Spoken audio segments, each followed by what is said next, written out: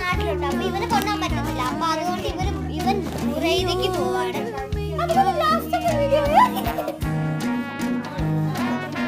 നാളെ പോകും.